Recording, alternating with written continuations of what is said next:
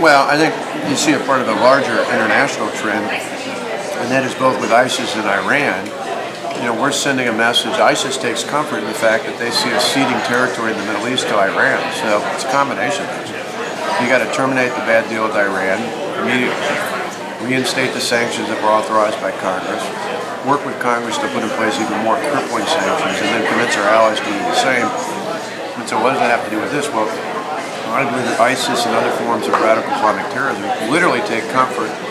We talked to many military and national security advisors on this who believe that they're taking comfort out of the idea that somehow we're ceding, we're backing away when it comes to Iran. Similarly, when you look at action we took in Iraq, I think one of the questions that should have been asked of presidential candidates wasn't to ask Jeb Bush, why, knowing what you know now, would you have changed, but rather to say to Hillary Clinton that she was part of the team that was in place when the president made a decision to pull out of Iraq early, even though many military personnel, or many military experts, I should say, clearly forewarned some of the problems we have with ISIS there.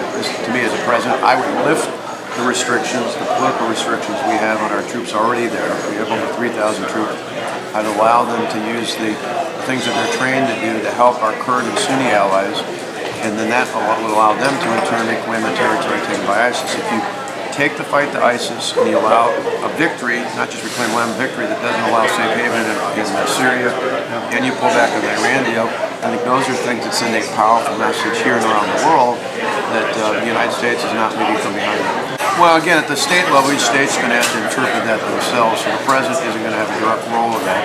I do think there needs to be a balance in there. In my state, we've done that for years. We have in our state's constitution very explicit language about protecting religious freedom.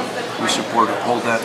We also have statutory language that prohibits discrimination. We've been able to find that balance. I think going forward, our nation was founded in part by people who came from being religious, being persecuted for their religious beliefs. We need to make sure we can uphold those in the same way that we need to make sure, obviously, that people are protected from discrimination. I think there can be a balance. If we've been able to do it, I think there are ways to do it across the country. Well, again, it's a balance out there, but it's one that is inherent in our U.S. Constitution. The Bill of Rights starts, the key rights laid out there tie into it's not freedom from religion, it's freedom of religion. And so no matter whether someone's Christian or Jewish or Hindu, whatever it might be, those are core tenets of the U.S. Constitution. I think it probably goes well through the end of March, probably into April and beyond. Just because you got a quality field, there's a lot of legitimate candidates. It's not just the size of the field, it's the quality of the field out there. And so we believe that Tennessee is going to play a big role. That's why we're pleased to have Senator Mark Green's leadership. He's been tremendous, not just the name on the list, but he's been an advocate for us with other lawmakers, with activists, with voters here. And we're going to come back here a lot.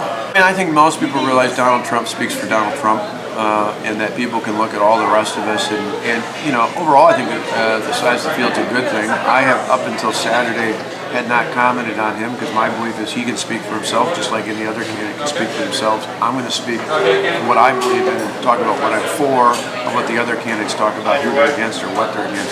Where I drew the line, obviously, was when he went after John McCain personally. To me, no matter what you think about John McCain on an issue here and there, he's clearly an American hero. It's outrageous to say anything other than that. And so on his behalf and behalf of any other veteran, particularly those who were prisoners of war, that's where it crossed the line, and that's where I call on Mr. Trump to apologize. We'll keep coming back here over and over again. We think it's real important. We've been honored to be here in the past. A lot of folks in this community, in this state, helped me out during the recall, and we very much appreciate it, including a lot of folks who I'd never met before that. They just stepped up and said, when we were under attack like we were with 100,000 protesters, there were many people here across the country who said, we need to help this guy.